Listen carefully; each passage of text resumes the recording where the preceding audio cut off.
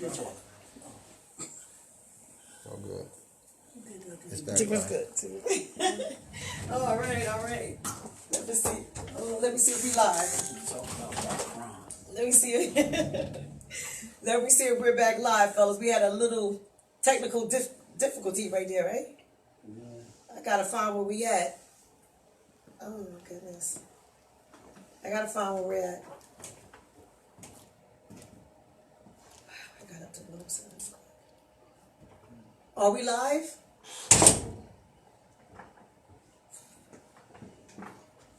If so, I don't see us.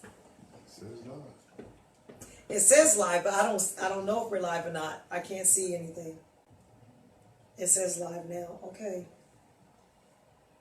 Okay, I believe it's starting over. I'm back. All right, everybody. We're having a little technical difficulties right here. So sorry. Set those apologies right there. Well, we have to just wait for more people to come back on. Wait for more people to come back on. If you're still there, please let us know. Please share. Oh, goodness. Let me see how we can go like this. How's the apple cider? You don't like it? This is the Lioness Wineglassesup show, everybody. So sorry, we had a little difficulties. But we're back on, so we're going to wait for more people to start coming back on. Things like this happen. Suleiman, it's a little off. Hey, Venus. Hey. I need it to be like this way. It's a little off.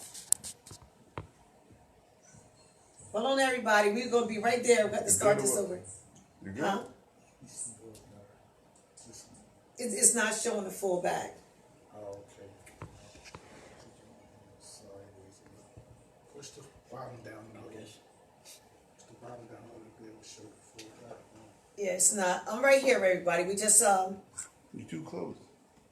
we have to be. Thanks, Jackie. Thank you so much. Thank you. Y'all let us know if y'all can hear us clear. Hey, Jack. They said hi, Jackie. What's up, sis? Okay, we're just going to wait for more people to come on. All right? Okay, so where were we at, everyone? Prior to the technical difficulties, I was saying how the person who testified against us was not actually an eyewitness. She couldn't have seen it. It was impossible for her to see it. The ballistic and forensic experts said that it couldn't happen the way the person who lied on us said it happened. Her own cousin said she couldn't have seen it because they were 2 blocks away on 10th Street when the crime happened on 8th Street between 8th and Phillips. So we weren't fingered for doing nothing. The state needed some people to put in jail to try to solve these murders that was happening in Camden in 1995 at a high rate. And unfortunately, me and Kevin Baker were the ones picked. And the system failed us. Like, when I say the system is broke, but someone in school me said the system does what it's designed to do. Mm-hmm. Lock people up and throw them in jail. All right. They say you have a right to a fair trial, innocent until proven guilty. That's not true. We were deemed guilty from the door as soon as they locked us up. Okay. They had so many negative articles about me being involved in so many crimes and everything. So automatically people thought I was guilty of these crimes that me and Mr. Baker was charged with, and we weren't. Okay. Now, the 2 people that lost their lives out there in 1995, yes, our condolences to their families. Was it a male or female, or 2 males or 2 females? It was a male and female. Male and female? Yeah. Okay. And were they from Camden as well? They were from the area. They were from the area. Okay. So after y'all was convicted, and they what did you go to first? Y'all to Yardville first? Yeah, one night. For one night? Yeah. And then the rest of the... Straight to train. Straight to Train State Prison? Yeah. For how many years there? 23 and a half. 23. From 96 until 2000.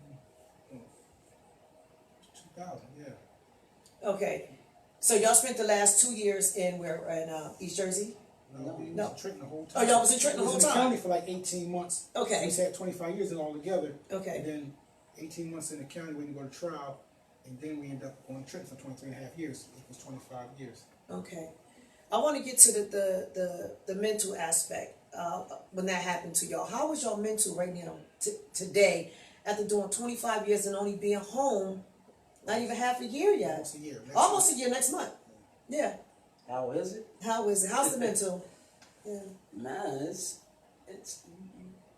you really can't say, because this is a situation where it's abnormal. So you like, cause you just did figure. I was 24 when I went in, so I did more time in prison than I did out. Right. So you gotta think, like, what have I developed in those 25 years of being in a whole nother environment? Yes. You know, and you have to train your mind to think different and socialize with people different.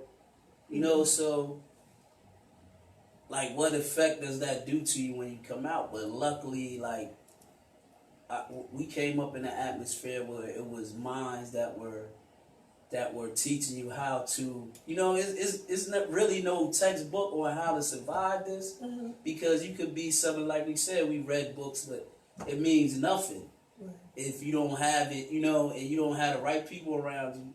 But if you don't have that in you to trigger, you know, because to accept it. Yeah, to accept it. So luckily, we just came in at that. We didn't go crazy. Like, we might have some quirks. I'm like, sure. Been 25 years, you were. Are you still waking up the same time you were over there? Your timing be a little, you know, you get used to, because you got to figure out who you are outside, you know. You be outside, but you still like prison, moving like you in jail. Okay. Or dealing with people like you in. So you got to learn how to socialize with people again. All over. Because in jail is different, because it's a survival type instincts where you socialize with people. And you, Sean? How's it with your mental? It fluctuates. I mean, being in prison, it was like an emotional roller coaster ride. I was young, I was naive, and the stories you heard about Trenton, I just assumed it was, you know, prisoners stuck together against the guards, which wasn't the case. So I went in as like, I'm a prisoner, and I'm, you know, and everyone in jail in Brown is prisoners. You know, everyone is locked up, but they wasn't, you know. So I had, you know, ran some guys who I thought were straight up and down like 6 o'clock or 100%, and they weren't, you know. So that was kind of like, I was taken aback by that. But like Mr. Baker said, we happened to come at the right time with the right guys. We met Tony Henshaw. Anthony Waves was there. A lot of guys from Camden, and you know, they studied and read and forced us to study and read. And there was brothers who were Afrocentric, you know, who studied African history, African culture. They spoke African languages, and they kind of, you know, brought us in to try, you know, become, you know, learn about ourselves and our people, our history and our culture. So they basically took y'all under the wing and guided y'all through. That was a good thing for us, you know, having people to help us, you know, navigate, you know, those rough waters of prison. So now that you're out, what are you doing now? Well, right now that we're out, we're trying to give back. We're working with TJI. We're working with Nas. I'm the executive director of All of Us and None, South Jersey chapter. Me and Kevin will get ready to start a nonprofit organization called Actual Innocence to try to help other innocent people. That's good. Out. So, you know, we're trying to, you know, give back, but like you're not trying, you're doing it. We're definitely giving back. We're definitely you're doing it, right? But like the mental thing, like I still tweak, like the stuff in there. I can't let go. Like it was brutal. Like they beat you in prison. Them guards, no rhyme or reason, they will beat you. Talk about nine times out of 10, if you put yourself in a position, you won't get assaulted. But sometimes for no rhyme or reason, they would just beat you, like split guys' heads open, break their arms, noses, and it was like surreal. Like did that ever happen to you? I got assaulted twice after I was handcuffed. I was mouthing off though, so I learned not to mouth off. Punched me in the face one time that he handcuffed me. This white officer and the black officers got upset. And it was almost an incident from what I'm hearing, allegedly in the parking lot between the black and white officers. Like, you can't do that. And this was in Trenton State Prison? Trenton, yeah. Okay. Officer named Kid Phillips, may he rest in peace. He spoke up on my behalf because he seen the white with him after they handcuffed me. The other time I was assaulted, officer, after they handcuffed me, the sergeant slammed me on the ground as they handcuffed me and ran my face to the ground a couple of times, and I had to like stop him from ramming my face. And I was upset. I was really upset. This still to this day, even after you're out, you're still bothered by that. And even some of the other assaults that I've seen, like they in there beating men, and then like the courts don't protect. I filed lawsuits against them that kind of backed me off me, but I didn't win any money. But you know, I got them to leave me alone. And so you're saying that the correction officers that was at Trent State Prison that you witnessed were in there beating inmates? They beating inmates. Yeah, there was a guy from Maryland. They busted his head. He had to get staples in his head. Officers got fired. They ended up going to trial, winning, getting their jobs, and you know their back paid back. You know, it was bad, and you know, and I can't. That brutality that I experienced, it bothers me because the way we grew up, like we don't beat men. In Camden, like North Camden, South Camden, anytime guys had a problem, you know, guys from the same area will come together and you know go handle your business. Yeah. Even did you witness anything as so? Yeah, I witnessed it. Yeah, that goes on. Man. That's what, you know what I'm saying? That's what happens in prison. I wouldn't, like, I don't want to say it, like, I don't want to say, like, oh, that's just what happens, you know, like, because it desensitizes people to, because people say, oh, that's jail, that's what happens, but it should not happen. It should not happen, but it definitely happens. Like, it's almost like it's trained into that mentality. That mentality that you got to be that way. That's how they train. Jail was supposed to be like you go in there to get corrected and you go in there to serve your time for a crime that it was proven that you did, not to be set up or fingered, you know, and then go in there and then get assaulted more. And then when you come back out into society, now you all messed up. And then it's like that revolving door just to have you go right back because you're mental. And that's why I spoke on your mental, how y'all dealing with this 25 years being innocent of a double homicide would trigger anyone. What would y'all like for the listeners and the viewers to see? Because this video is going to go on and on. I want them to know, what are y'all feeling right now? I know you told me before when we did a show, was it right at the end of last year? Yeah. And that's why we're redoing it again. The psychological part. Yeah, we didn't get to speak on that, so here's your chance. How do you deal with something like that? It really can't. It's really no textbook way though. It's really I can't tell. Let's say, would you know how to love again? Are you? Has it affected you? But because those situations really define those things, though. Okay. It defines love and family because you see who's going to be with you during that time when you're at your lowest. Right. So whoever comes at that time, see, love is defined. Like I had a girlfriend when I left, and may she rest in peace. She died when I was in prison. Oh my God. This was my alibi too, but she died while I was in prison. But may she rest in peace. But and I say, like, when I was out there, I was a kid. Like, I didn't really understand love and all that shit. It was mostly a dependency on her, really, for me. But, like, when I got locked up and she, like, when I was, like I said, I was at my lowest at that point. I mean, I'm talking about, like, stressed out over the whole situation. Who wouldn't be? Yeah. Yeah, so I'm in it. And she was basically the one at the beginning that said, you know what I'm saying, kicked up with me. Like, yo, pick your head up. She was riding with you. Yeah. So, and she didn't really have to because it ain't like I was nobody that left something for her to hold on to. You know what I'm saying? But her character, see, that's what prison shows you, like the character of a person. Okay. And when they do all that time with you, so love and all family, all that stuff is defined in there. So that's what I'm talking about. So you definitely know what love is. Right. But far as like emotionally, like a lot of people out here want you to be emotionally like attached to them.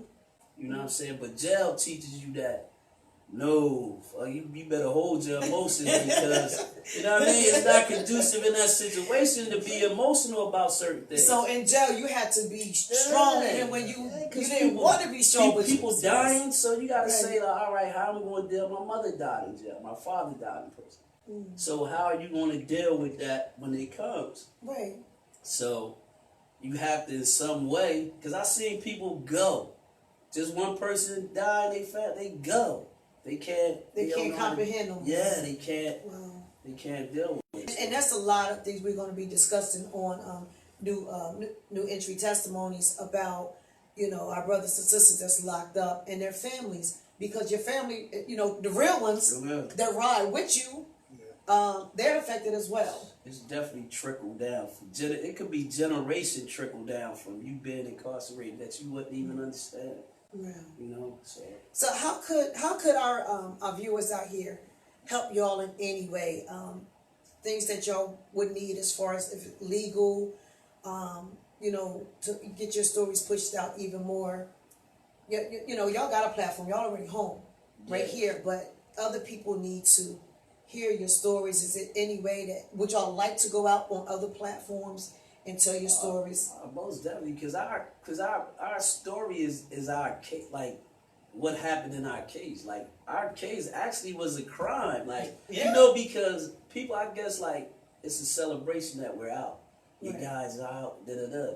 But I think we get caught up in so much of the celebration that we forget like what happened. Like actually what got us there. Like they actually committed. Like I said, we had a 2-day trial. It's really unheard of. 2 days. Like who could sit there and allow like I don't see what rationale they the system. Yeah. The system. That's what we're talking about. The system. Yeah. Your family. I mean, you know, how was it with your family? Then I want to ask you the same. Is there anything our viewers can do for you? Would you like to go out and continuously tell your story around? I definitely want to tell my story, hoping that my story will help others. You know, like I said, we want to start an organization to try to help guys behind the wall who are innocent. And women? Men and women. Men and women. So people behind the wall are innocent. And we're going to need support because, you know, it takes a community, it takes a village. And a lot of people helped me and Kevin while we were away. You know, the colleges came along at the end. We had a paralegal named Razulu Kawabutu. This dude fought vigorously for us. He read our cases. What was his name again? Razulu Ukawabutu. He was the main guy. He was the main guy that showed our actual innocence with the ballistics. Okay. He read our case and seen the ballistics and how it was, you know, the girl was saying it was 2 guns. He was like, no, this is only 1 gun. Look at the ballistics. You know, he read the forensic report and was like, no, the girl said they were standing up. They couldn't be standing up the way they were shot. They had to be laying down. He pushed all this to the courts and the courts ignored him. Then when the college came along and got expert witnesses to back it up, then they had to listen. Right. So, you know, people need support in prison. You know, those who are, you know, innocent and even some who are guilty because like they locking juveniles up at young ages. They lock them, you know, like 14, 15, 16, but they changed the law now. They can't lock up juveniles, send them to adult prison, give them adult time. But like, and they overcharge us. Like they're charging a person with a 1st-degree murder when it's not a 1st degree. According to the statute, maybe it's 2nd, 3rd degree. There's a gentleman I met named, they called him Diesel, I can't remember his real name. He got into a fist fight, hit the guy hit his head, went into a coma. 2-3 days later, the guy died. They charged him with 1st-degree murder. He's still in prison. Wow. And you shouldn't be in prison over a fist fight for facing 25, 30 years. It wasn't 1st degree. So now, what are y'all doing right now about legal representation? we have, well, the lawyers from the college are still very strong to support us. They introduced us to some lawyers that we're trying to work with. You know, they have a law on the book called the Missing Identification Act, MIA, which says if a person is wrongfully accused, falsely convicted, you know, the state has to pay them $50,000 a year per year. But the state is saying that we weren't actually innocent. They say that they don't want to pay us. And they saying that, you know, they feel as though we were guilty because in the passage of time they don't want to retry us, which is BS. So we're having problems, you know, getting compensated by the state, even though it's laws to say we're supposed to be compensated. They're supposed to give us housing, help us with school, psychological help. They're doing nothing. Me and Kevin came home to nothing. All right. Now, again, what could they do for you? You were trying to say something? Well, in his case, they waited for the judge in his case to die before they even heard it. Yeah. They waited for the judge to die? Yeah, after they did So was the judge sick or ill? No, he was healthy for 20-something years. It's just by him being an officer, the court member of the bench, it seemed like the other judges didn't want to overturn his ruling. They didn't want to, because even we pointed out things that were done. Even the appellate court admitted that it was prosecutorial misconduct in our case, which is illegal and which is grounds for reversal. They admitted it, but said they weren't going to reverse our case. They was going to send it back to the head prosecutor for corrective action, whatever that means. So and nothing was corrected because y'all 25 years. Yeah, 25 years. Y'all can't get those 25 years back, but you need to be compensated. Yeah, we need to be compensated for that. We need financial help too. We need help. Like we need housing. I'm living with different family members, sleeping on the couches. Sometimes I don't got bedrooms, but mainly on the couches. I have MS, multiple sclerosis, and it's hard for me sometimes when my MS flare up to walk up steps. And all my family members, they have 2-story houses. So I need to try to find me some house. Some level. Yes, yeah, I need that. So I started a GoFundMe called Survival of the Fittest. I don't know if I did it right. I haven't been getting too much I don't know donation. If I did it right. Yeah, we started GoFundMe, but yeah. We're doing it right now. Technology. Yeah. Technology is Also, I have a GoFundMe, $ Hakeem HAKEM 3000. Say that again. $ Hakeem HAKEM 3000. Hakeem is in all caps. So if anyone can, people can donate $10, $20, $30 to help out. It'll add up after a while because I need to find housing, need clothing. I was employed for a little while, but my MS flared up, and plus the job was kind of a high-risk job, so I had to fall back from that. So I need some income. I have no viable income. I'm trying to get SSD because I have multiple sclerosis. They're telling me I'm not eligible for that, so it's hard. Guys who come home from prison who are duly convicted of crimes, serve their time, get paroled. There's a lot of opportunities for those guys to come home and a lot of programs. Right. Parole board, through the parole board and different other organizations, for guys who are convicted. But for innocent guys, they have nothing. And that's one thing me and Kevin want to try to change, hopefully through our organization, Actual Innocence, where it's something for guys who come home that are innocent, to have something. Because right now, it's nothing. And that's what it means to be exonerated, yes, right? we were exonerated. When you're innocent of the Actually crime, you're innocent. exonerated. Yes. We have nothing. They give us nothing. Well, I'm gonna turn over here to Sean now. Sean, what is your cash app? Cat. What I say, Sean? See, you gotta work with me with this technology. I'm all over the place. Okay. I got a GoFundMe. It's called Exonerated, and it's under Kelvin Baker. I guess I have to say that. Yeah, it is Kelvin Baker. I see. I said okay. And I have a my cash app crazy too. my cash app name is Seldom. It meant to be. Excuse me. I meant to say Seldom Seen, but it's spelled $ SEL. Let the people know. DOMAEEN 2020. I think we got that. That's how bad I was. Well, I tell you what, we gonna if you go on and you can comment on on the live and put it in. Everyone, listen. They need your assistance. They need help. After 25 years of being wrongfully convicted, serving 25 years in New Jersey State Prison, snatched from their families, fingered by, from what I understand, no drug addict. I was trying to find a way to say that. Yeah.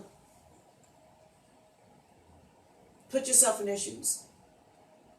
And wouldn't you want someone to help address you? I'm calling out for legal representations. I'm calling out for brothers and sisters out there to hit their cash apps, their GoFundMes. They're not out here begging for anything. Trust me. These guys go hard every day. You got to see them on their workout pages. They go hard, and they're educating the world of what happened to them. And to know that there's more stories out there just like them. There's a lot of exonerees. And they're here tonight sitting with me. The Lioness Roars Wineglassesup radio show. New entry testimonies. The Red Table.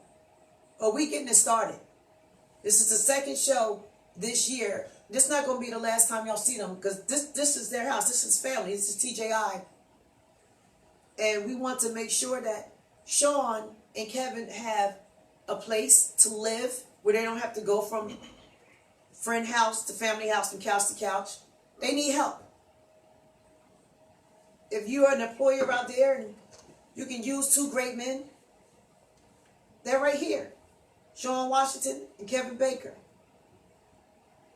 If you would like for Sean and Kevin to come and speak on your platforms to educate and guide women and men that's been in a position like them, it may even be worse, but when it all comes down to it, when you're exonerated, it's because you was wrongfully convicted. Their lives have been taken from them. 25 years of their life they can't get back. So every day they get up, they're still struggling with the past and dealing hard every day to deal with the present. Who are we to judge? Only thing we can do is be there for them and help them. So I'm reaching out to you and asking you to please write down their GoFundMe apps and their Cash apps, and just be there for them. It's a sad situation, but every day I get to see y'all and speak to y'all. It's a beautiful thing. We're family, and I want to help them in every which way I possibly can, and especially with legal representation. Let's make sure that what happened to Sean Washington and Kevin Bakers and all the other Sean Washingtons and Kevin Bakers out there, that their stories get told and that they get the help that they need in I can't even say satisfaction, because even you can't get satisfaction. You can't. Yeah. You know, your family passed away while you were in prison. Both of my parents passed away. Both of your My parents girlfriend passed away. And you don't have no kids today? Nah, that's another thing. That's why I said, like, the trickle down effect. I got of some kids for that's generations. that's generations you missed out on. You missed out. You can't get that back. Nah, you can't get that back. You know, I'm about to say God bless you, though, because you're still here to tell your story. Yeah. And your testimony is going to be able to help so many.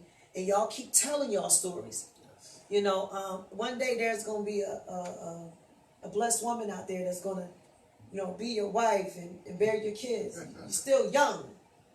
Looking every bit of 25 over here. Oh, shit. One day. Yeah. You didn't give up 25 years, so you ain't giving up. Far, just to come this far. That's the saying, right? Right, that is so definitely you the ain't saying. giving up out here. You can't. Like, you can't. You made it. You can say You made it. So Right. you made it through that. Like, who's your big inspiration right now? I'm back to y'all, but who's your big inspiration right now? my big inspiration.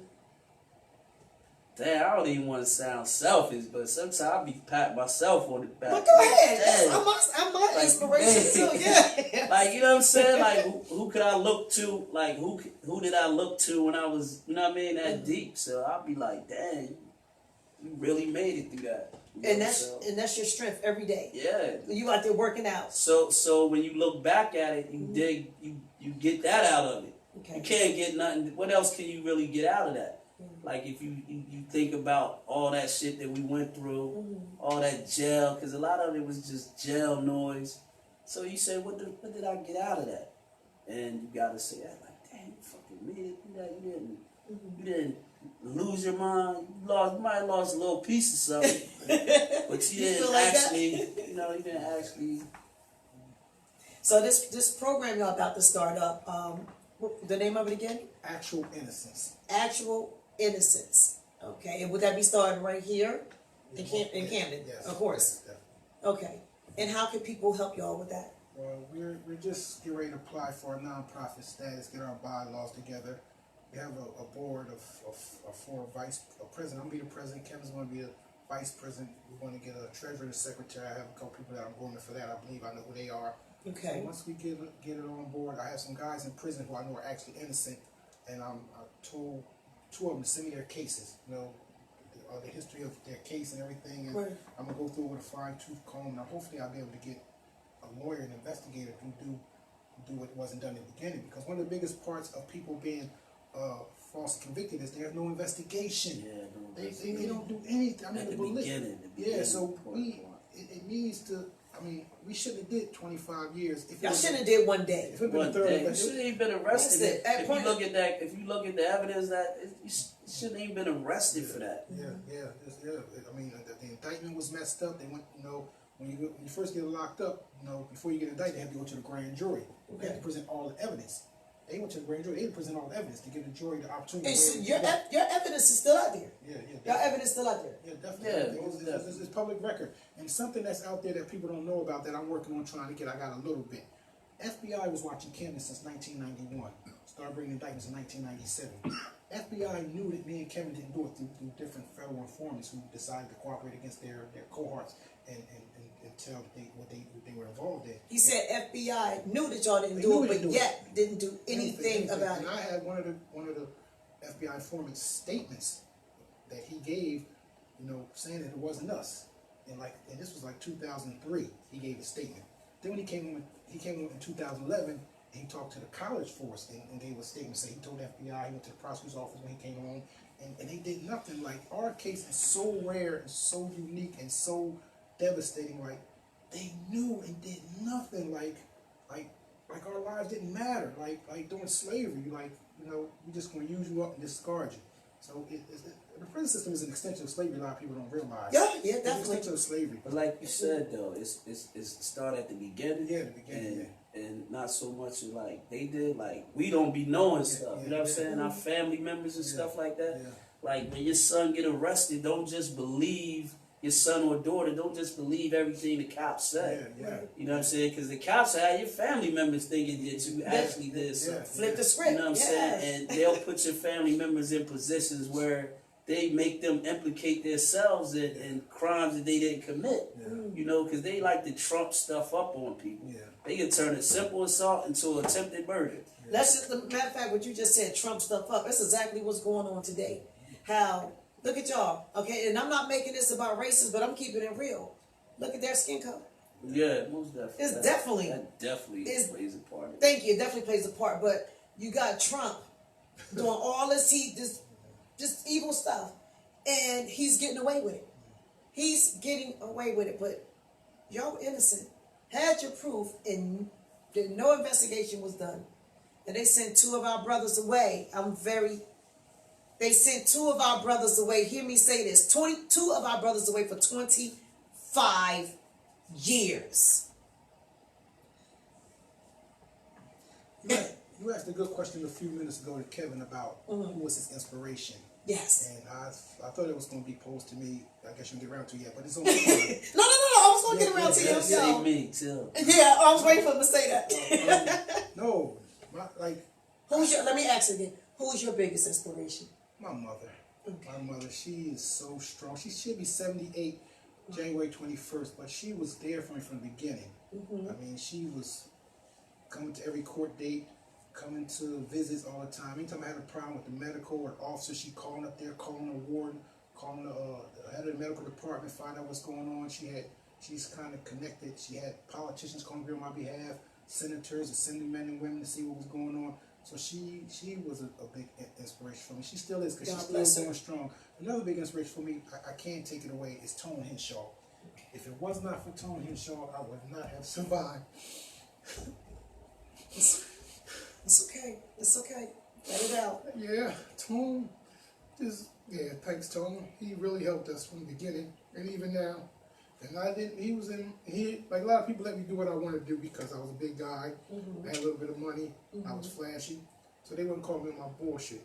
Tone will call me on my bullshit even to this day. Till this day, I seen it. Yes. So that's the big inspiration for my man Tone. Love that dude. Thanks, man. Tony Henshaw. It's all right. It's all right. I know you. What happened?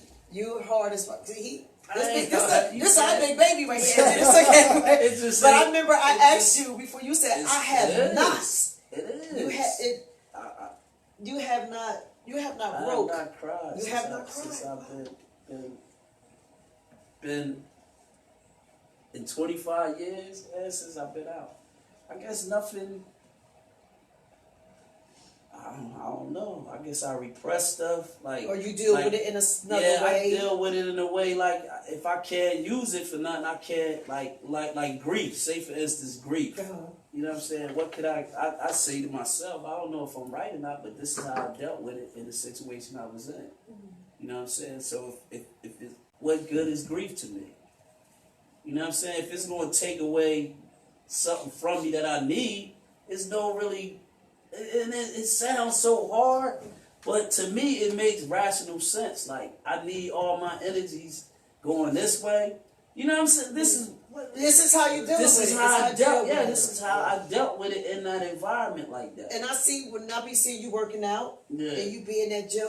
I'm gonna put it like this. My son, my youngest son, I remember when his father went on tour, one of his first tours. And he said, his dad is his best friend. So he didn't, this first deployment, he's young, he's just used to his dad being right there. So he said, Mom, I want to box. And I said, "What you want to buy?" He said, "Because I just want to." He was feeling angry. Yeah. Then he wasn't angry at me, and he wasn't angry at his father, but he was this good kid that was feeling angry from the separation. Yeah. So I went and I signed my son up for boxing, and in Trenton. And when I went back and picked him up, my baby came and hugged me, and he was like, "Thank you, Mom," and he was crying. Because he's not a crier either. He's like, when I look at you, I think about him because he was like, I needed that. Here's a little boy. I want to say he's probably 8, maybe not. At that time, I think so. Yeah, but he was like, I just wanted to hit on something, and I didn't want to hit nobody else. Yeah. So here's a little boy said, and he went in there and he did his push-ups and he did everything they told him to do his first time.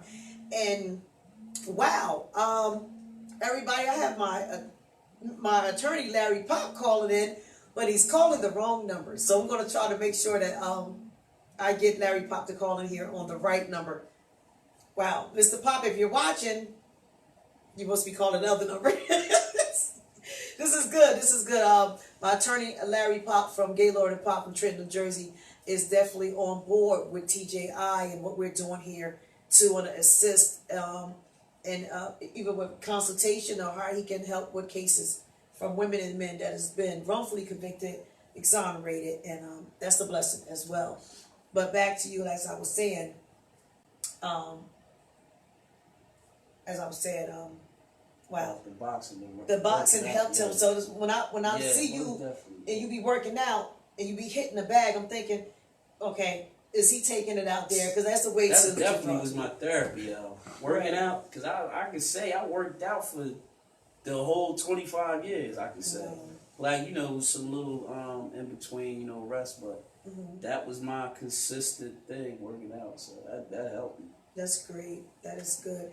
I'm going to hold up. Y'all can keep talking. Let everybody know again, like where they can reach all that.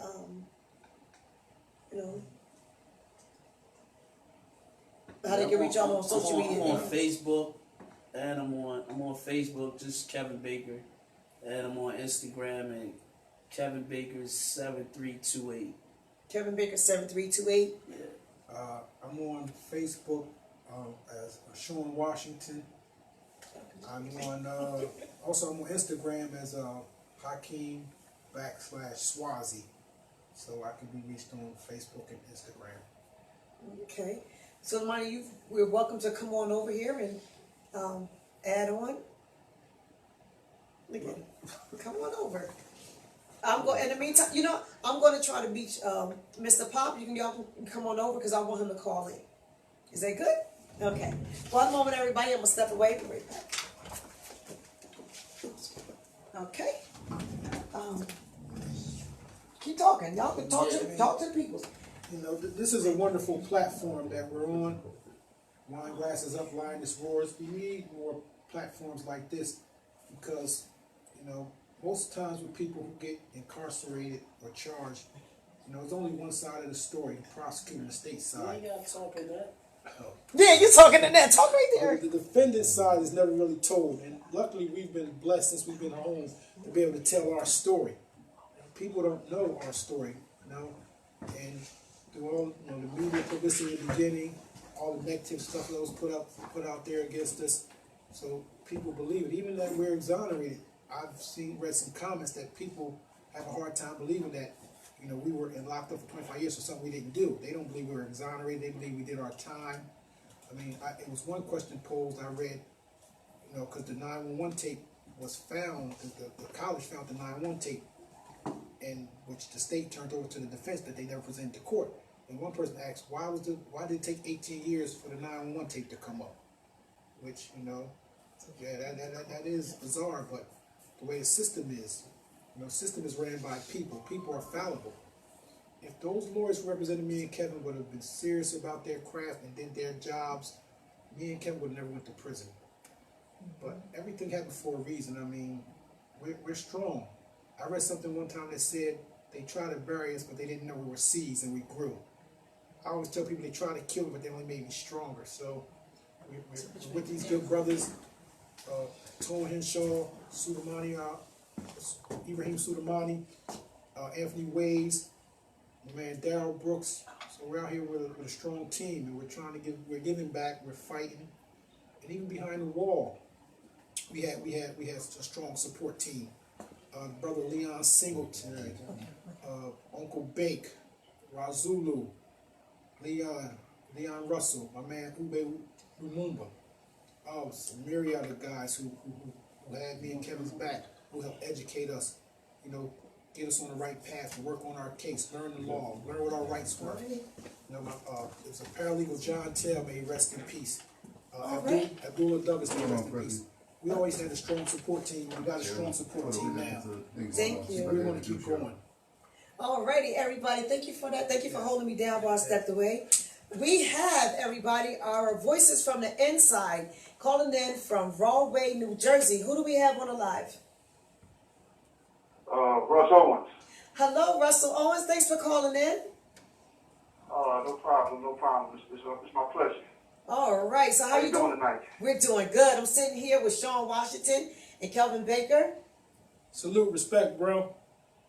Peace. What's up, man? Good. Yes, we're live. How you doing?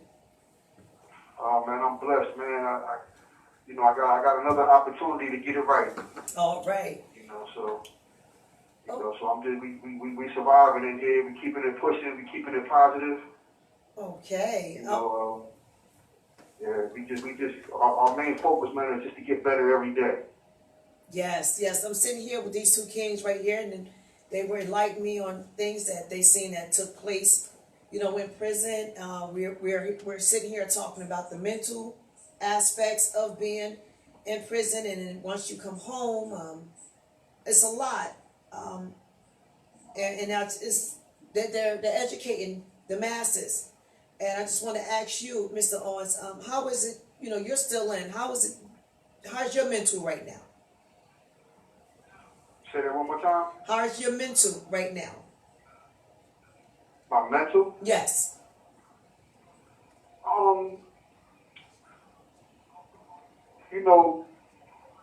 Sometimes it's kind of hard to struggle. Because you want to stay positive. I said earlier, you want to stay positive, but the atmosphere is negative. Uh-huh. And everything in the atmosphere is designed to bring you down. You know what I mean? So if you don't create ways, to bring yourself up, you'll lose yourself in this place. Especially in light of what's going on with the pandemic. Everybody's on lockdown. So it's very difficult. But you have to be constructive. Like me, for example. There's not a day that goes by that I'm not reading, I'm not writing. Okay. So I stay engaged, and I try not to let the atmosphere just suck the life out of me. And how besides reading, what else do? You served how many years so far? Say that one more time. It's kind of hard to hear on this side. Okay. I said, how many years have you served as of this date? How many years have I been here? Yes. 31 years now. 31 years. And you're about to go up for the board again, correct? Yeah, this would be my second time going to the board. I'm in the process right now. They gave me a 36-month hit. Did 18 months now. So I'm back in the pipeline again. Uh-huh. But I'm encouraged. They really didn't have a reason to hit me last time, so I'm just interested in seeing what's going to go on this time. Okay. All right. And if I remember last week, you said you needed people to write letters to the parole board. Am I correct? Oh, definitely, man. Like I said, you can't just do this on your own. If you don't have the support of the community, Mm-hmm. You get lost in here. Okay. You'll get lost in here. People have to, speak out for you. Okay. Is anything shown? But I do want to say this. Anybody that supports me, you won't regret it. Because when these doors do open, and they will open, and when I do step out there, I'm coming out there to make change. All right. All right. I didn't go through this transformation process just to go out there and live a humdrum life. I'm coming out there to give back. I'm coming out there to make amends. I'm coming out there to everything that I learned in here, I'm coming out there to share. And I'm eager and I'm hungry. Because the way I grew up, in the emotional difficulties that I had growing up, I know how to speak to those same kids. They need that. They need that. Yeah, I know how to speak to those same kids, and I say it. I say it with boldness. I say it with boldness. Is there any young brothers in there now that you're mentoring? You know, if you know me, everybody around me, I mentor. No, I don't know you, but I've heard great things about you. I have. Yeah. Yeah. If you live around me, just my lifestyle, you know, will mentor you. You know, but I'm always doing everything that I can to help those around me. You know, as you know what I mean, Tone, and Suleimani, you know, and anybody else that's listening that knows me. They're right here. I'm always trying to advance somebody else's life. You know, my thing is, I gotta make you better than me. Right. All right. Is there anything y'all want to say to Mr. Owens? No, just good luck, man. I wish you the best this time. Also, we're on Facebook Live, and there's a sister named Jackie Smith. She said, "Hey, Mr. Owens." Yes. She said it's going to be a victorious outcome this time. So she's supporting you too. She's wishing the best for you also. I appreciate that. Right. Yes, please know that. Sean, is there anything that you want to say? No, I'll just say, we need you out here, bro. We waiting for you, bro. We need that energy, so we out here waiting for you, man. I guess that's what something Tone and them building out here. Like, it's about like men of character. Like, we always, like, I think that's something that we never. I be hearing people have all these discussions about, you know, what black men need to do and what, you know, we're not doing. And I think that like building, you know, men of character. Like, even when I try to talk to the young guys, I say that, like, it's about because they don't really know. So a lot of us talk at them, you know what I'm saying, instead of not understanding, like, how they were developed, you know what I'm saying? So, like, that's definitely, like, we need men of character, and we need to build that. So, yeah, we definitely need you out here, bro. That's our Martin of the movement. Just like you said, that energy, you was talking about earlier, how that energy in there, like the bad energy is just so overwhelming. You know what I'm saying? We were just talking about that Yeah. earlier. Yeah. The mental aspect of it. Yeah. So you got to dig deep inside yourself and the people you're around. So. Okay. Mr. Owens, we have Tony. Tony's sitting here and Suleimani's sitting here. Yeah. Hey, fellas. Love you guys, man. Love you too, bro. Wow. You know, you already know. Tony got this blue mask around his face, like he reminded me of the I don't know if they're cartoon. Remember the cartoon? The Ninja Turtles. The Ninja Turtle, yeah. Darryl Brooks is in here too. Darryl Brooks, yes. Yeah, we all here. AKA Snacks. I can't tell you how much honored I am to be around all these great guys and to be on the phone with Mr. Owens calling into the Wineglassesup show. I just thank God for being able to have a platform so that the voices from the inside as well as from the outside can be heard. So, you know, people they're gonna hear you. And they're gonna hear you until you come out that gate. And that's what it's set up for, isn't that right? Most definitely. We gonna be there. You know, you definitely know there's gonna be a big meet 'em at the gate for you. They might shut it down on you, Russ. What'd you say? They might shut it down on you on the meet 'em at the gate. Yeah. Big turn up and turn out. They say it's too many people for this one man. Hey, man, it's time to bring change. Yeah. You know what I'm gonna love though? I'm gonna love seeing your mother and your father there that day at that gate. Yes, sir. Oh, man. Hey, listen, man, you know, my parents are my heroes. Wow. You know, and just to let the audience know, you know, I'm biracial. You know, so my mom is black and my dad is white. You know, and they just had their 50. They just had their anniversary number 55. Wow. So that should tell you. So here it is. And this is something I didn't understand when I was growing up. My parents dared to fall in love at a time when it was illegal. Wow. And they fought. At a time when it was looked down upon. You know, so my parents' relationship coming up, and again, like I said, I didn't know this when I was growing up. You know, but they met a lot of friction. Getting pulled over by the police. Sometimes they didn't have nowhere to stay. You know, because you go to a motel or a hotel or something, and you try to get in, and it was super racist back then. Right. You know, so I didn't understand my parents when I was growing up. You know, but now I have an appreciation for them, and I just see the courage. You know, I see the courage that they have, and it just speaks to me. It inspires me. Mm-hmm. You know, so 55 years, love is real. Yes, real love, real love. How does it, Mr. Owens? How does it feel to be able to have a platform? And does the rest of the brothers inside know that they have a platform that's been orchestrated by Tony Henshaw, my other co-host here, Ibrahim Soleimani? It's just amazing to be able to do this. Do they know about Tuesday nights at 6, new entry testimonies with juvenile lifers and exonerees and voices from the inside? This is what it's all about.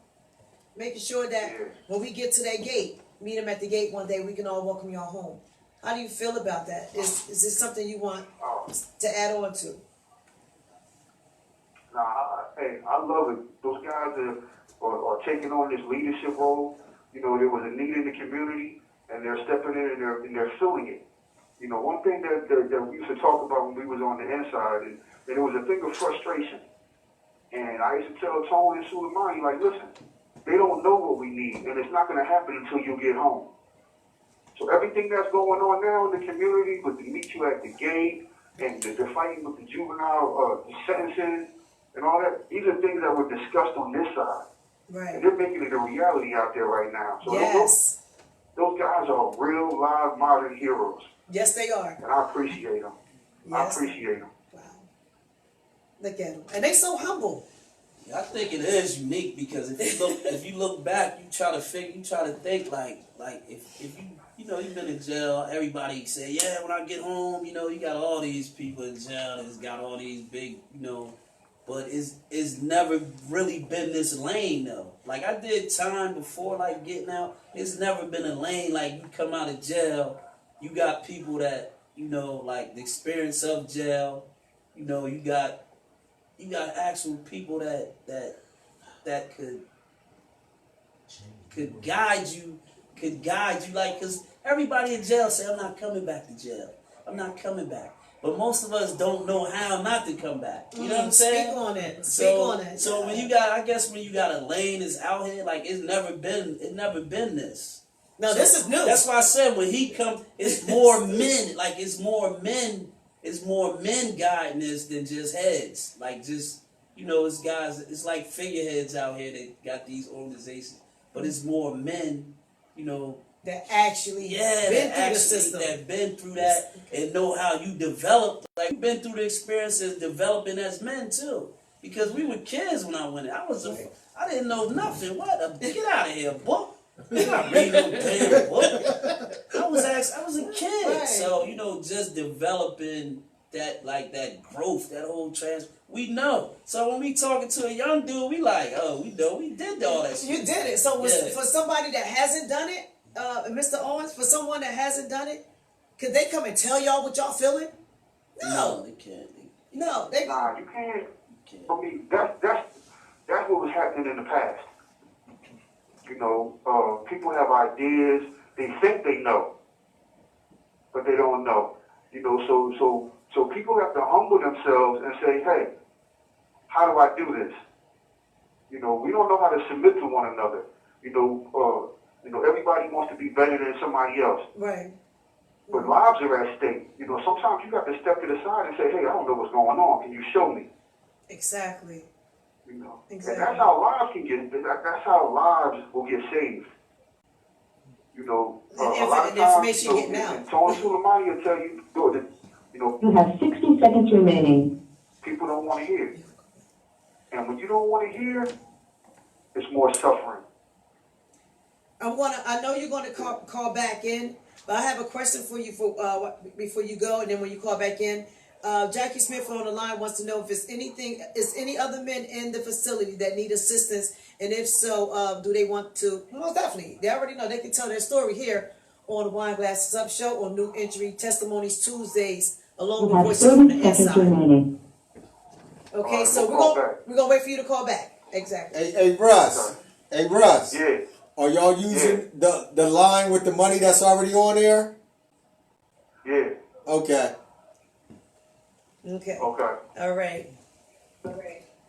I love when they call in. I love when they call in. This is a big part of the show. It's different because you never. And the thing about it is that everybody got family members, brothers, cousins, uncles. Everybody connected to jail in some way, and it's like this. It's like this secret that we all try to, we don't want to think about. Oh, he just got out of jail. That's my uncle or my cousin, my brother. Right. So it's really no it's no thought about it though.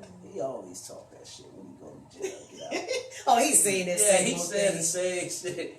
But I'm mad. I worked in the prison systems, and I'm like, and I see people go back and forth. So they don't know because they don't have that. Like you said, they say I'm not going to go back, but they come right back out. They And don't go have back they don't have the tools to survive when they get out. The tools and the resources and mainly support. And like Kevin made a good point how this prison system affects billions of people. Because 1.2 billion people are on probation, parole, or incarcerated. Right. So that's billions of families it affects.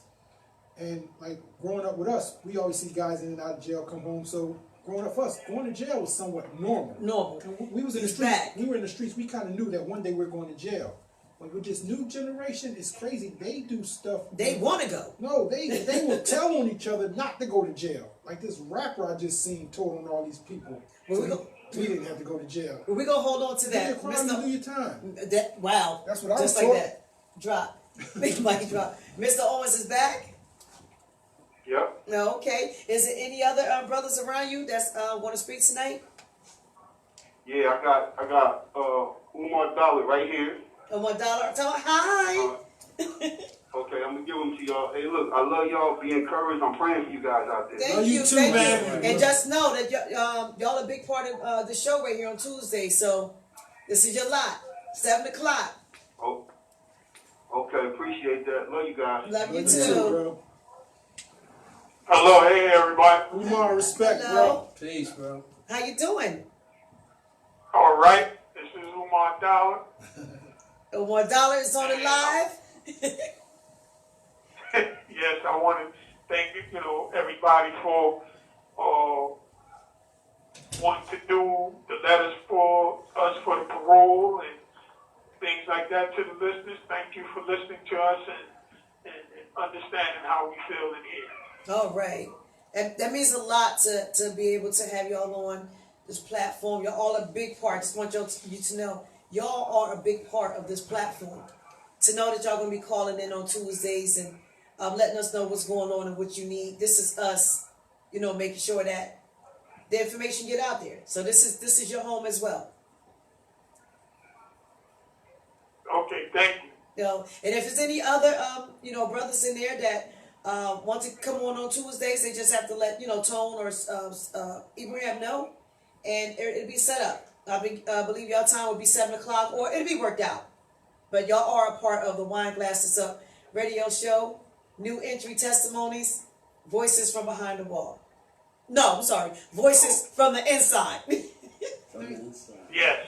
Thank you. See, that's a big thing. Like, people, it's that, people go out there and they try to defend us, but they're defending us from an outside perspective.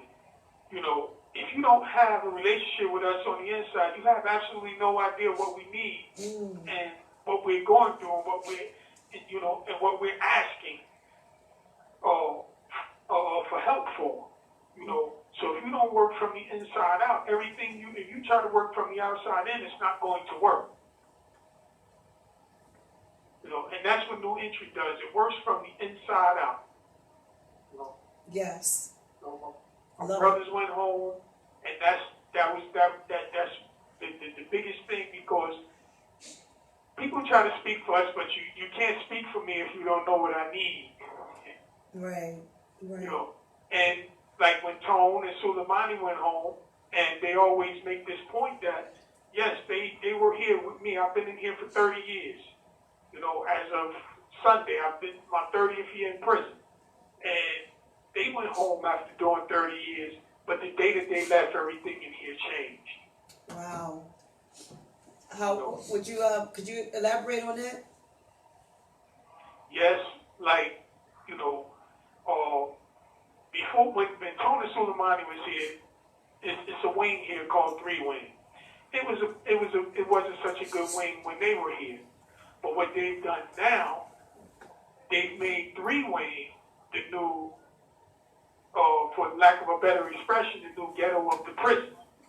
Wow. Because now that there's limited lockup, what they do is, if all of the people who don't have money that come in and they're broke, they put them on 3 Wing.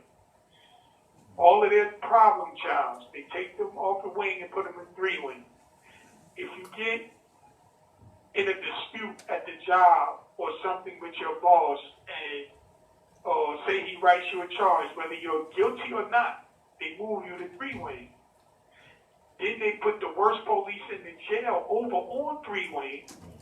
Wow. So now this causes you have all of these different personalities on these wings, on this one wing, and it causes conflict. Now you have police that beat up on the prisoners. They say, okay, we're going to put cameras on the wing. That doesn't seem to help because it doesn't change, because they don't catch everything. So you have guys who, for whatever reason, they go through things with drug situations and all of that. We've had guys where brothers sat and watched the police beat guys to death on 3 Wing. You know, so they've taken away lockup and confinement, and now they've made it out a wing on the prison where it does the same exact thing. You know, so in this prison, I can't speak for other prisons. I'm speaking about right here in Broadway, East Jersey State Prison. You know, this is they made a ghetto out inside of the prison. Wow. And a lot of brothers suffer from it.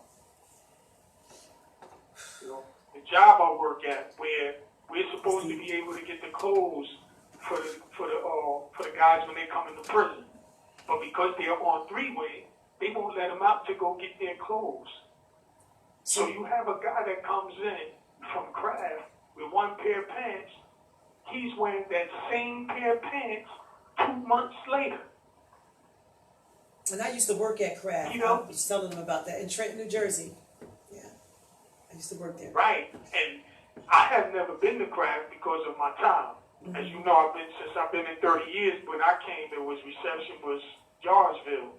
But now, when they don't let them, Craft doesn't give, they give them 1 set of clothes to wear. You had a guy that had to write to us and say, listen, I've had the same pair of underwear for the last 2.5, almost 3 months. I need my clothes. But when we send a pass for him to come get his clothes, the officers on 3 Wing won't let him out.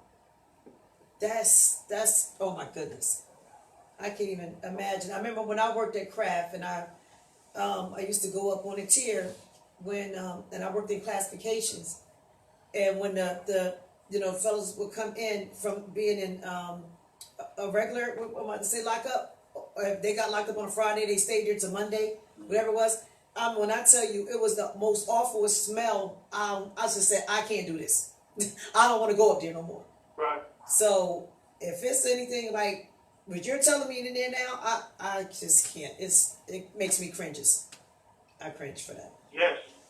So do they write home, or do anybody say anything, or it really doesn't matter to them that they're wearing the same clothes for 3 weeks? Because of COVID, they'll write, because now things go on the kiosk, so it goes downtown. But what happens is when they write, they're saying that we're neglecting them. The acting is here, retired. The acting administrator here says to us, y'all need to do this, and do that. So we had to go to a lieutenant to tell him, like, listen, this is what's happening, that they're not coming because they're not letting them out. So he says, okay, I'm going to take care of it. You still haven't taken care of the problem. So these guys are still not getting their clothes. They're still not getting the because you need toiletries and stuff when you come in, you know, and then you put them in the cell with somebody who now they're going to hoard their own toiletries and the things that you need for your hygiene because they need it for themselves. Wow. You know? Now, is there any, well, I don't know, I have someone on the line wants to know about some names. One thing I don't like to do on the show is name drops because everybody have a right to their privacy. But would a letter to attention, would that help? Yes, we've done that. Y'all done that already? Here. Okay. We wrote to, and there's been a couple of organizations that have actually wrote about this situation, trying to get the commissioner to actually look at this situation of three-wing, like do something with the wing, you know. Don't put us in it. Don't put, because I can go over there at any time, you know. Their position is once we don't like you, this is where we send you. So I could do something that they disagree with or don't like, and I could be put on three-wing. I know how not to put myself in that situation, but we don't know what tomorrow may bring. Right. You know what I mean? So there's other organizations that actually has written and asked about, asked the commissioner to look into this matter. But I just think that due to COVID, you know, it's playing a part in why nothing is being done, you know. Okay. And it's you know, I hate it because, as you know, I'm going through the parole process right now myself. I'm trying to make my way out there so that I can go out there and help. We need people that's going to bring light to this situation and not be scared of any retribution that might come behind it.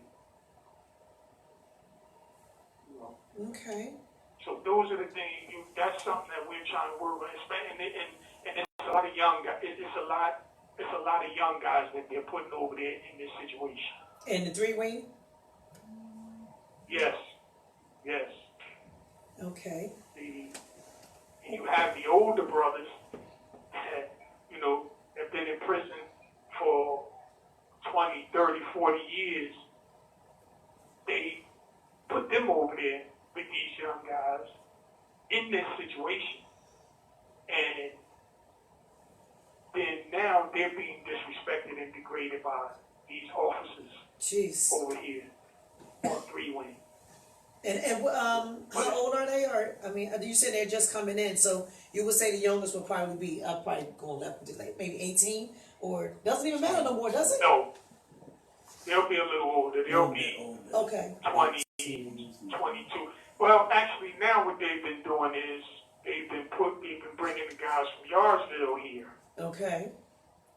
And they've been putting them over there. And I just happened to be coming from work one day when they brought a bunch of them guys in because we had to bring clothing up to part of the jail for them to get some of their stuff. And one of the officers, like, it kind of surprised me that he was talking down to them. And I could see the look on the young brother's face when he looked. And he like, you know, like, why are you talking to me like that? Mm-hmm. And I'm saying, this is something you never do. Why would you do that now to the young guys that's coming in? You don't do that, you know, per se to us. Because they know better. They know who to pick. So why would you talk to him in that manner? You know, and I looked at him and he looked at me and he smiled and I was like, yo, man, like you know that ain't right. But, you know, I had to keep moving because I'm at anything that I do is going to cost me in the end. Right, you're walking a thin line right now. Yes. And I'm pretty sure maybe you said Yarville, so a lot of them may be coming in from Trenton. Well, not right now. Okay. Because of COVID, they're talking about closing something in Yarsville, so they've been sending a lot of the young guys here from Yarsville because they're also talking about closing craft. Well, you know what? They've been talking about closing Yarville for some time now. And as far as craft go, craft You should have have been 60 closed seconds remaining. years ago. But I want to thank you for your time. There was something else I wanted to add. I'm going to be having an attorney. He's going to be calling in right after y'all hang up. And I have an attorney that's joining on board with TJI, a good personal friend of mine, and to be able to see how he can help y'all. So I get all the information to Tone, and Tone can forward that to you. Okay. You have 30 seconds remaining. Okay. All right. Thank you all so much for calling in. Huh? I said thank you so much for calling in. I appreciate it. Okay, you're welcome. All right, You're Mark. welcome anytime. I love y'all, and keep fighting. We'll be here doing the same thing. We fighting out here for y'all. Stay safe, bro. Peace. Okay. Love y'all. Peace. Love y'all too. Peace. Talk with y'all. Wow. So there you have it, everyone. That was voices from the inside. Earlier, I believe it was Brother Omar. Russell Owens. Russell Owens, and that was Oh, Omar wait. Dollar. Huh? That's where they was getting it confused. Win. Win. Okay, they was getting okay. There's no S on the end of his name. I love Tony. Tony, you want to come over and wave to the people in the camera? Come on, Ninja Turtle right here. Come on. I don't want to be by the crybaby. It's calling in soon. I text him. Yeah. I'm talking about KB like that. I think it's that's Tony's number. What? Mr. Pop was going to be calling in on the field. All right. So here's Tone, everyone. Don't look at this. This is behind. Y'all want to look right here. It's behind a little. Don't worry about it, big baby. Oh my God, Big Baby gave a great testimony. He broke down in here. We were talking about who's your biggest inspiration, and oh my, he about to cry again. It's okay. I'm good. I'm good. I'm good. Everybody, this is Tony Henshaw right here. Tony, is anything you want to say to? I'm just happy that we decided to collaborate to create this platform for the people to actually hear in real life, in real time, what we've been talking about. So this is unlike any show that you're going to find. We're not going to just do East Jersey. Just East Jersey is the one that we're pumping, but we'll be in different prisons and having different brothers and sisters calling and being able to give their testimonies, their new entry testimonies. And like we say, new entry begins inside. It doesn't begin outside, right? So when you begin that journey to transform yourself and to restore yourself, it has to happen in the most darkest moments of your life. And then it has to translate into something great out here. I believe that's it. Oh, that's it. Okay. Yeah. Okay, you can finish. So, and what we're finding is You have a prepaid call. when we have people and we're doing this work and we stay together, right? That energy that we collectively share is what keeps us from going back inside, because we share a lived experience, and when we combine that with people who care for us in the community, that's a beautiful thing. Who want to lie? Wally Wise. What's up, Tone? How you feel, bro? What's up? Hey, now, listen, man. I got the letter of support, man. I appreciate that. Okay. I really do. So, it makes a difference when I go back up there. Okay. What's going on? How's everyone? Hello, Brother Wise. Thanks for calling into the show. Peace, Wale. Oh, Wale. That's Wale. Peace. Okay. Yeah. Wale Wise. How you What's doing? going on? What we talking about tonight? Well, we got Sean Washington here, and we got Kevin Baker here, and they gave their testimonies about their wrongful convictions and how they're feeling, and they spoke to the masses tonight. Spoke to the masses. That's what's up. Yeah, that's what we're gonna do. We're gonna keep it pushing. Did y'all get a chance to catch the state address? No, I didn't. We've been rocking all day, Well, bro. Well, they didn't do much. He didn't speak much on criminal justice reform, except for to reiterate that he wanted this nonviolent drug crimes. He wanted to take the mandatory minimums off the nonviolent drug crimes, and he wanted them to get this bill to him. This bill I talked to you about last time, that they still haven't pushed that bill to his desk yet. And it's, like I said, it affects thousands of people within the system. I imagine, at least 1,000 people who will get their sentences either reduced or either get released as a consequence of this. And, they stalling it out again. It just makes no sense. Well, you know why they stalling it out. Yeah, Nicholas Sacco from out of Bergen County, a senator, trying to put official misconduct in there, which is official misconduct for him even trying to put it in there.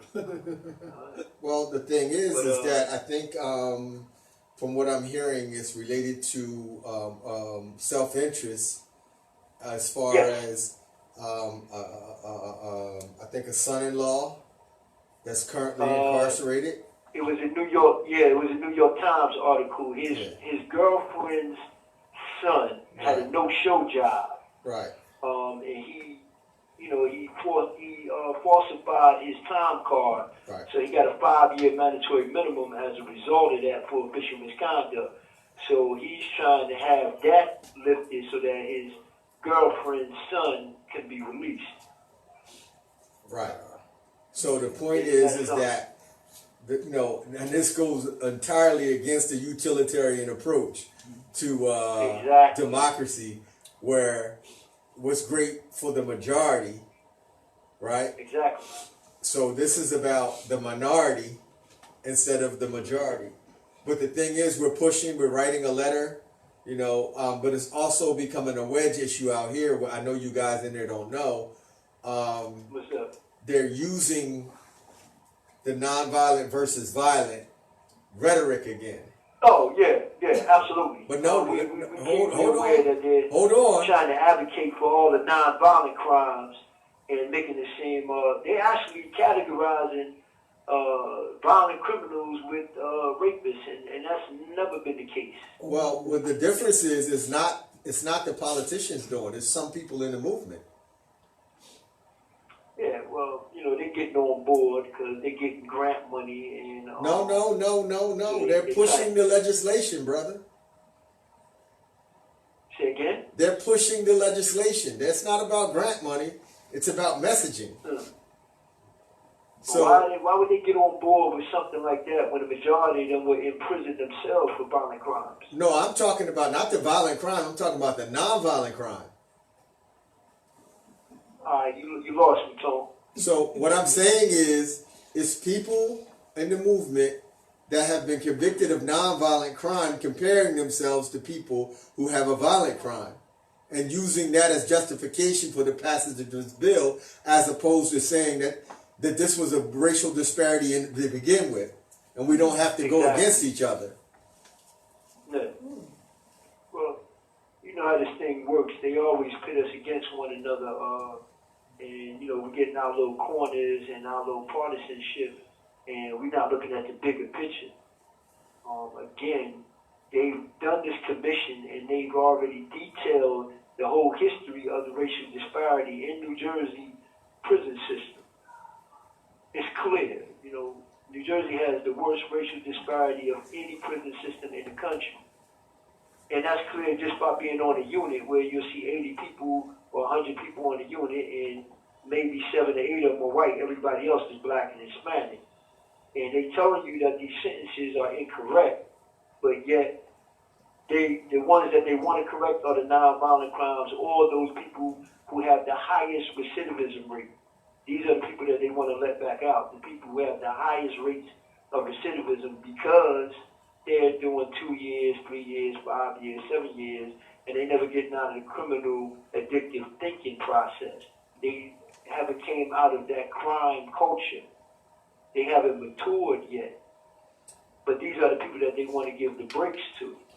And statistics bear out and show and are very clear, those individuals who have been in prison for an extended amount of time, 20, 30 years, and have acquired their GEDs and college education and taken various programs, vocational training, the recidivism rate is something like 3 or 4%, and particularly once they're over 40 or 50 years of age.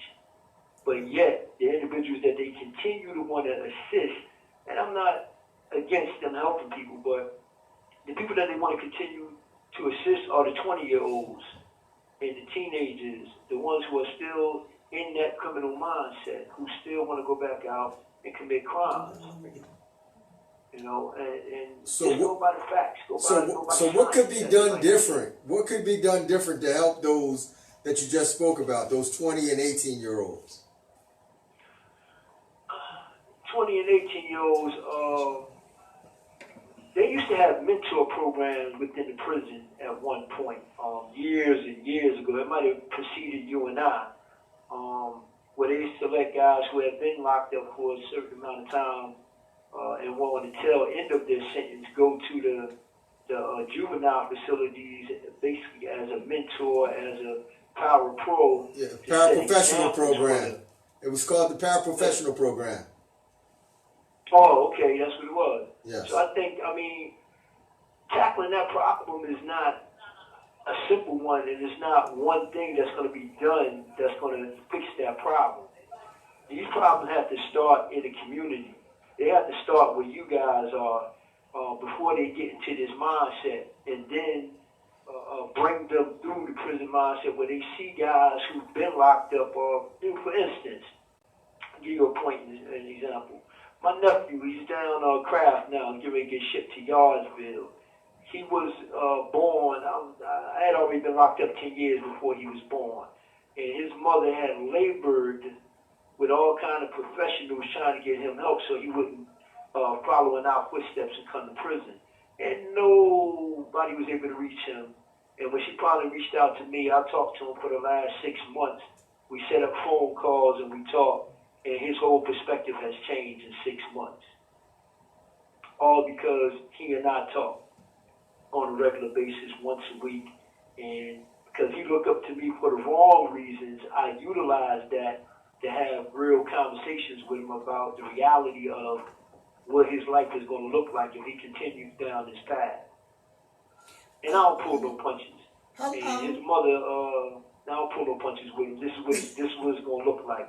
I've seen this movie before and I know how it ends. Right. So You're author. So he listens. Okay. And this is what needs to be done. A lot of these kids, unfortunately, are raised by single mothers, and these mothers are overwhelmed. They trying to pay bills, they trying to go to work, they trying to run behind these kids, and they trying to have a life. So as a consequence, a lot of these kids are latchkey kids and have no direct discipline, have no direct model of what manhood should be. So they start, having effeminate ways and making emotional decisions because they have no guidance. They have nobody to look up to say, oh, that's what a man looks like. Okay, and use that as a paradigm for them. So this thing is bigger than just one individual kid or one thing that's going to be able to solve this problem. This problem has to be solved from the back end and the front end. From the kids when they start getting truancy and having problems out there and stop, what is it that they do now? All these kids in these schools are criminalized. Yes. Before we used to go to the principal's office, your parents come in, you talk, you counsel, whatever. No, these kids get charges, get handcuffs put on them in elementary school. At the age of 8. So they begin to take on the criminal mindset. Right. They think they're criminals. It's the music they listening to. Exactly. It's the movies they watching. And it's the influence in the schools where they make them feel like criminals. They go to school, and the schools resemble prisons. Oh, okay. The schools resemble prisons. So we have to get back into those schools and talk to them kids on a regular basis. And it takes people who are going to be dedicated to that commitment, because it's a commitment to do this. It's not an easy task. One has to be dedicated to it. You know, I applaud what y'all doing at TGI down there in South Jersey and talking to them kids. I know it's challenging because I know it's challenging. I know that it's challenging, but this is the work. You know, this is the work that must be done, and it has to come from both ends. Well, thank you. That was definitely a mouthful that's needed to be told, and it definitely needs to be heard. Okay, just like I told, what was it? That was brother. That was Dollar. We just also right. No, that's Wally Wise. No, but before that. Yeah, I'm gonna get them down. I'm gonna have them all packed down soon. I mess up names. I names and they know it. They laugh at me, but it's hereditary. But I just wanted to let you know as well.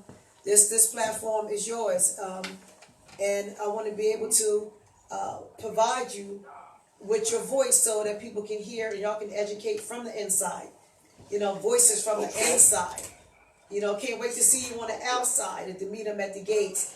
And it's for as much as I can do with TJI. Again, it's a blessing just to be here with all of these brothers right here, and knowing that they're holding to their words, they're loyal.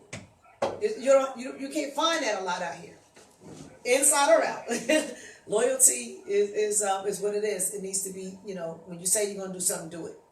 Point blank. Absolutely. So everything stand on your word. Yeah, stand on your word. And they done just that, and everything that I could do to assist. Just having this platform means a lot. And to sit here and hear y'all, call in and roar your testimonies, that's everything to me. So I'm aligning my attorney, his name is Larry Pop. He's trying to call in now, and he's going to be seeing this live.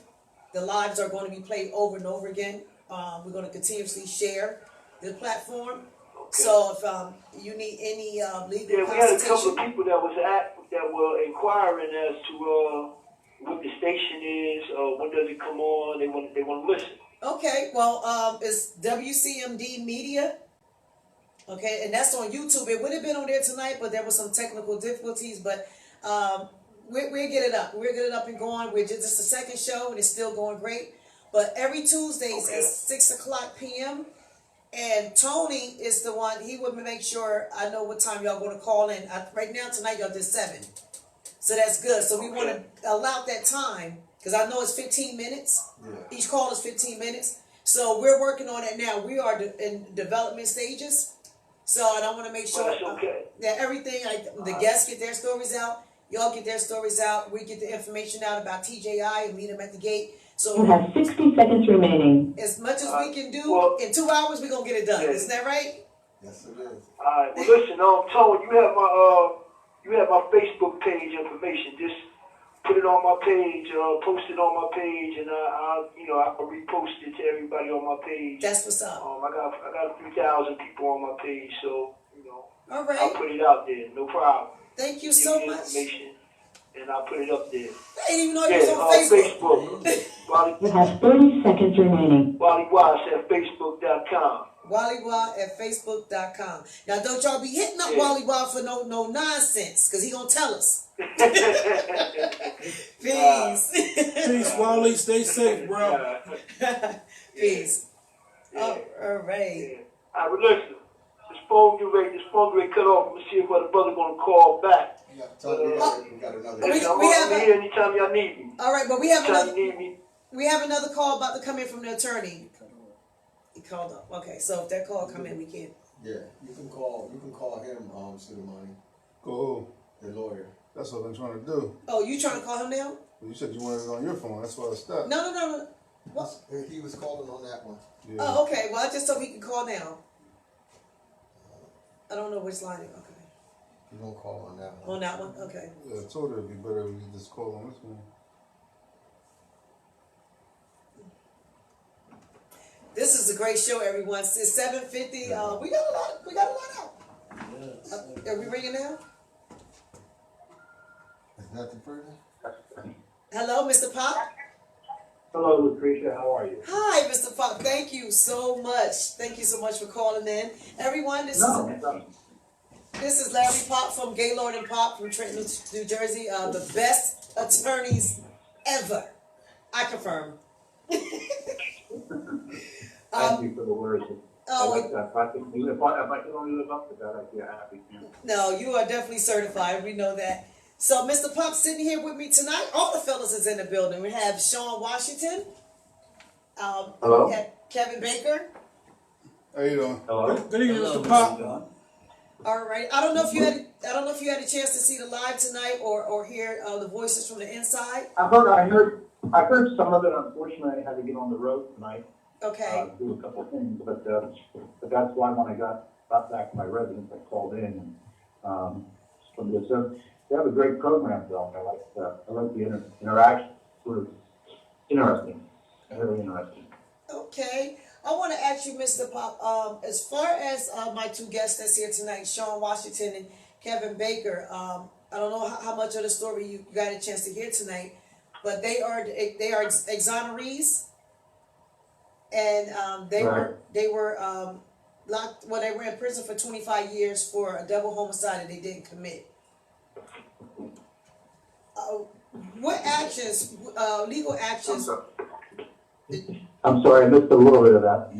Okay, I said Sean Washington and Kevin Baker served 25 years in Trenton State Prison for a double homicide back in it was in 1995 in Camden, New Jersey, and they're out now. And what type of representation would you suggest they go under, or could you just give them some words of consultation? What would they need to do to get some I can't say satisfaction, but what was the word I said earlier? Be paid back for Compensation. compensation, right? Compensation. The exoneration, how did it come? In what form? We were represented by Seton Hall University School of Law. They have they have an organization called the Last Resort Exoneration Project, and they represented us and presented our case to the courts, the newly discovered evidence and old evidence, and the appellate court reversed our case in December of 2019 and gave the state 90 days to take us back to trial. After 60 days, the state declined and they dismissed the indictment. All right, so the matter was dismissed during the course of a retrial. Yes. And of course, you have a court order to that effect, the judgment to that effect, dismissing Yes, their sir. agreement. When did this all happen? What exactly is the date of it? The dismissal. No. Yeah. The dismissal was February 12th, 2020. 20 what? February 12th, 2020. Was the 10th. Okay. I think you said So when did it start? So about a year. It's coming up on a year, correct? Yeah. Have you pursued any remedies with the state of New Jersey at all in terms of corrections department or anything of that nature, or the Department of Justice, We Attorney General's filed. office? We filed a notice of tort within a couple You months. filed after a we tort got it. claim. You Yes, filed a sir. tort claim notice, I assume, correct? Yes, sir. Okay. And that's been perfected. You have proof of service. And who did you serve it on? I think it was Department of Treasury. Department of the Treasury. Did you serve it on you were prosecuted by the county, is that correct? Yes, sir. And I don't care which county, but did you serve that county with a tort claim notice? Yes, sir. And which county was that? Camden County. Camden. And that was served within 90 days of the dismissal Yes, sir. following the failure to retry, is that correct? Yes, And sir. what has happened with it? What has happened with that notice since then? Have you heard from the county or the state? Yeah, the state, they sent us a questionnaire with a bunch of questions. We filled them out, returned them, and haven't heard anything since. When's the last message or word or anything you heard from the state of New Jersey? I think that was around May or June of last year. How about the county of Camden? Now, we haven't heard anything from them. Not a word. Not a word. Did you obviously kept copies of everything? You have copies of everything? Yes, sir. What I'd like you to do, it's hard to give you definitive information on a call like this, but if Lucretia knows where I can be reached in terms of my email address and so forth, and what like her to do is forward to her, from her to me, all the documentation I've added, your court claims notice, the order of dismissal, the response you've had from the state of New Jersey. If you would do that for me with either address and number, telephone number, let me go through it over the next 2 weeks. Let me give you a call. I want to acquaint myself with what's been going on and make a couple of calls, but I couldn't tell you right off the top of my head. I don't want to mislead you or say anything that would not be accurate. I'd like to see what you've done and see what's been going on and why they haven't responded. So they're probably waiting for you to take the next legal step, is what they're probably doing. Okay. That sounds like what they're waiting for. That's generally what happens in cases where you sue a governmental agency or state, county, or municipal. You give the tort claims notice, they send you a questionnaire, you fill it in, send it, and then they'll sit on it forever until you do something. Okay. So you have to take some action, certainly this year's time. So let me take a look at it for you and get back to you with it over the next 2 weeks. If you can get that to me through Ms. Bellamy, I'd appreciate it. I'll make sure. I definitely make sure. Sean, would you like to say anything, Mr. Park? Nah, I'm lawyered up already. It's not unusual. I What have I'm saying to you, it's not unusual in my experience that when you file that tort claims notice, they'll send you like I said, the original questionnaire, and then once you answer it, they're done. They're not going to do anything unless you push the button. You understand what I'm trying to say? Yes, sir. I definitely. You have to take the initiative and push the button on them and go after them. I'll reach out to you. Call the bluff, or call their hand and say, okay, here we are, now we filed suit. What are we doing? All right, I'll reach out to you I'd within like the next to couple see of weeks. this. You heard me, Mr. Pop. I'll reach I'm Sean sorry. Washington. I'll reach out to you next couple of weeks. I wish you would, and I'll give you the best answer I can, and to give you the best guidance I can, and assist you as best I can. So let me have that, get that information to me through Lucretia, and we'll be talking. Okay. You were about to ask a question, Mr. Pop? No, I'm just saying, it's my experience that when you file a suit, and when you file a tort claims notice against any governmental agency, whether it's federal or state, county or municipal, like I said, they're not going to take the first step. You're not going to come forward and say, hey, thanks for giving us that tort claims notice, thanks for giving us the information. Let's sit down and talk about resolving it. They don't do that generally. Very rare do they do that. Okay. In my experience. So that's why you have to, like I said a few moments ago, you have to take the opportunity and press the button. And that means very simply the next step is in your corner. So if you give me that information, let me talk to you and I can see what I can figure out for you. Okay. Mr. Pop, I have Tony Henshaw standing here with me. Before he speaks, I wanted to let you know, like, there's going to be other, I'm pretty sure, other testimonies, brothers and sisters coming this way that's going to need guidance in their cases. Are you willing to listen like you did tonight? Is there any way? I can do the best I can. Certainly, I can give the best information, the best assistance I can, and certainly not a problem at all. Okay. Mr. Pop, I have a question. I have a friend that recently was involved in a car accident in Ewing. Yeah. She was seriously injured, broke a couple of ribs, had bleeding on her brain, and the person that hit her received a citation for hitting her, and she was driving or something of that nature. It was a driving. Does your firm represent people like that? Every day of the week. Okay, so I'm going to be referring. That's why I've done that. I'm going to be both ends of it, by the way. I've represented. Now I just represent, as Ms. Bellamy knows, I just represent individuals such as that who have been injured in accidents of any kind, whether it's motor vehicles, slip and fall, trip and fall, anything like, and of course, tort claims cases. For a number of my years, I did represented insurance companies, and I turned over to the better side, I call it, or the dark side, as some of my friends say. And I just represent injured individuals such as that. Okay, I'm going to. That's what I do. Yeah, our firm does that every day of the week. I'm going to refer her to you. Make sure when she does call me, she gives me your name. Okay. All right. Now, what about and Lucretia knows that. Ms. Bellamy knows that. It's important. I like to know where they come from. It's important. Right. And so make sure they do that for me. And when did the accident happen, by the way? It just happened. What's today? Tuesday. It's the 12th. Today's the 12th. It's 12th. Was it Saturday or Sunday? I think it was Saturday or Sunday. Make sure they give you a call. I mean, I get calls like that every day, so make sure she calls and uses your name. And we have at this point, because of COVID, normally we have a live receptionist in our offices, but right now we're using a virtual receptionist because we're trying to keep obviously being protected. Understood. So she may call, whoever you call, tell that person they'll get a call back within the hour. Okay. All right. Now, the last question I had before you hang up, now the voices from the inside, if they have like a legal question, would they be able to reach out to Mr. Pop? They can reach out to Mr. Pop through TJI. Yep. So that, and then I can talk to them as more confidential, and I think that's important.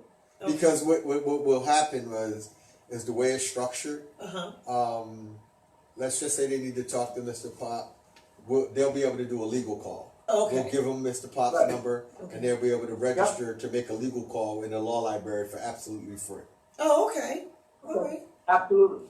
Well, you're going to be getting calls, I'm telling you, because this platform right here just opened up into a lot of prisons. I just want everybody to understand that, we do, like I just said a few moments ago, we do have a virtual receptionist, and it makes it so the callback, you don't get an immediate, like you're talking to a live person. Right. You get it, and it gets to me, and within 10 minutes, I get the call, and then certainly within an hour, they get a call back.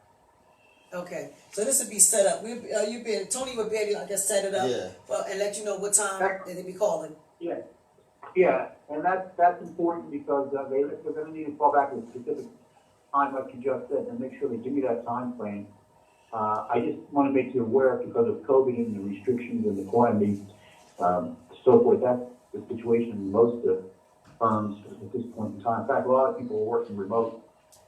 I'm not actually at home right now, and I'm not working remote. I went every day. Right. But we do have staff that work remote, so bear that in mind and don't let them get upset if they get a call and they don't get a live voice right away. It'll come back in the hour. If they have, like I just said, if they have a specific need for a specific callback time, make sure I get that callback time. Okay. All right. Thank you so much, Mr. Thank you so much for calling in. Every Tuesday at 6 p.m., we're constructing a show, and this is the second show this year, and we're getting all the information out there. So they know about Attorney Larry Pop when he pops on the line, and we'll make sure calls and everything is set up correctly.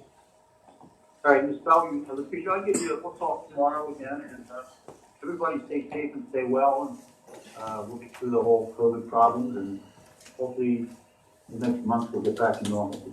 But anyway, stay well, stay safe, and I'll talk to you tomorrow. Thank you so much. Thank you. All right, thank you, Mr. Pop. Bye-bye. Bye-bye. Thank you. Good talking to you. All right. Bye-bye. Well, we want to thank you, everybody. We have come up on the 8 o'clock time. Thank you for sharing and reposting and supporting the show. Please continue to support Wineglassesup radio show. New entry testimonies, voices from the inside, every Tuesday at 6 p.m. Eastern time on WCMD Media here at in Camden, New Jersey at Dare Academy. We go live. As you see, nothing is scripted. It's all organic, and this is the way we would like it to be, so you can get the whole true testimony. Again, everything you heard tonight came willfully and rightfully from all participants. Thanks so much again. We'll be back to you next Tuesday, same time, same place. This is your queen, Lioness saying peace, and I love you. Peace. Wineglassesup, baby.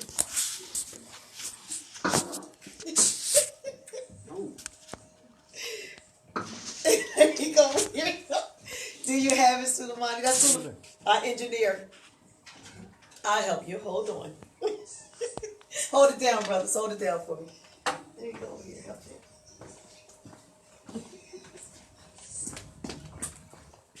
Boom. Let me see. There we go.